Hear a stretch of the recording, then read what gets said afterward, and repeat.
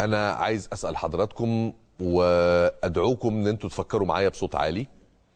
في السبب الذي جعل الفريق أحمد شفيق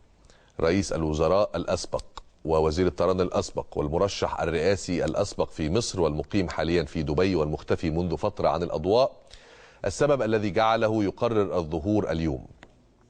الفريق أحمد شفيق النهاردة طالع في حوار تلفزيوني بعد فترة طويلة من الصمت والغياب. كان كل مشاركاته في الحياة السياسية يكتب تويتاية على تويتر أو يبعت رسائل كده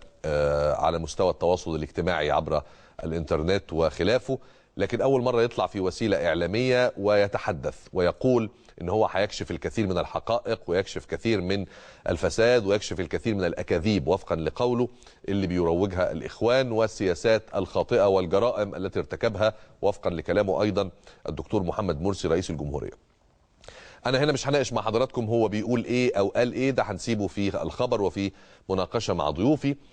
وهسألكم بالسؤال اللي بصوت عالي وهسأل فيه ضيوفي كمان، وهي الفكرة إيه اللي خلى الفريق أحمد شفيق يقرر الظهور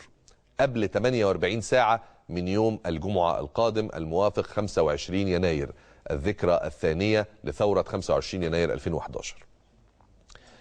لو قعدنا نفكر كتير مش هنلاقي غير سببين. السبب الأول إنه قرر إن المقدمات والأيام القليلة التي تسبق الثورة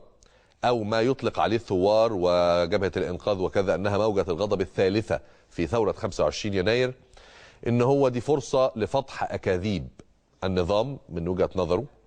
وفرصة لفتح الممارسات الخاطئة للدكتور محمد مرسي ولحزب الحرية والعدالة ولجماعة الإخوان المسلمين من وجهة نظره، وأنها فرصة لكي يكتشف الثوار اللي هينزلوا يوم الجمعة أن عندهم الكثير والكثير والكثير من الأسباب والدواعي التي تقيم ثورة، فبالتالي انزلوا وثوروا، لأن كل ما وعدتم به من قبل رئيس الجمهورية الحالي الدكتور مرسي ومن جماعة الإخوان لم ينفذ وكانت مجرد أكاذيب وهمية من وجهة نظره. ده سبب. أما السبب الثاني وهو النقيض له والعكس تماما، إن هو نوع من أنواع التحريض الفارغ على الثورة، لأن في ناس كتير الحقيقة ما بقتش لها نفس القدر من الحب والدعم والتأييد للفريق أحمد شفيق بعد الفترة اللي فاتت، لأن دايما فكرة الهروب من الساحة السياسية فكرة منتقدة. الناس بتقول لك لو عايز تناضل ولو بتحب البلد دي ولو خايف عليها خليك هنا، حتى لو اتعذبت، حتى لو اتسجنت، حتى لو ظلمت، لكن في النهاية النضال يجب أن يكون له ثمن. النضال يجب أن يكون له ثمن، ويجب للمناضل أن يدفع هذا الثمن علشان تزيل هذا النظام وعشان ترجع تاني تبقى رئيس جمهورية. لو ده حلم من أحلامك لازم تناضل هنا، لكن ما ينفعش تبقى خسرت الجولة في الانتخابات الرئاسية فقررت قلت أنا مسافر عمرة وقعدت في دبي بقالك دلوقتي أكتر من 6 أشهر.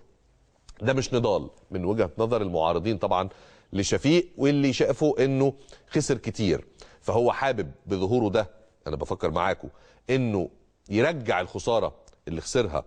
ويقفز على الثورة اللي هتحصل يوم 25 يناير أو إحياء الذكرى الثانية للثورة، ويحرض الناس على الغضب وعلى الاشتعال وعلى مقاومة النظام.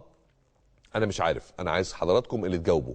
هل هو ظهور في وقته بحقائق وأسرار حقيقية، ولا هو نوع من أنواع المزايدة ومحاولة ركوب الثورة القادمة يوم 25 يناير ومحاولة إغضاب الناس ومحاولة كسب ما يمكن أن يكون قد خسروا في ال6 أشهر الماضية؟ سؤال هنتظر من حضراتكم جواب عليه، وضيوف الكرام كمان هنفكر فيه بصوت عالي، لأن ظهوره اليوم هو ظهور مدبر بقى بحسن نية أو بسوء نية، الله تعالى أعلى وأعلم.